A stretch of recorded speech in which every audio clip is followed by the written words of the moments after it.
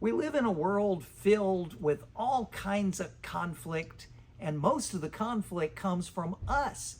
It really comes from our minds and our hearts as we are filled with desire, wanting the good, and striving and fighting and struggling this way or that way to get what we think is good, and then similarly striving and struggling in the other direction to avoid what is bad. And so we end up losing track of who we really are. Who is it that desires these things? Who is it that is afraid of these things? Who is it that wants to avoid these things?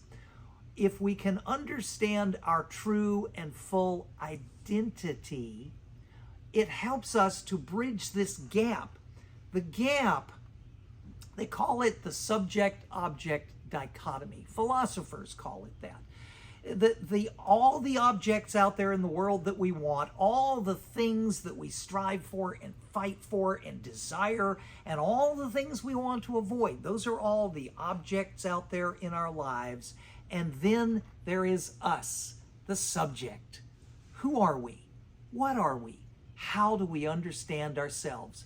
There are 3 spiritual systems that help us to bridge this gap and remember who we really are. I'll teach you more in the next video.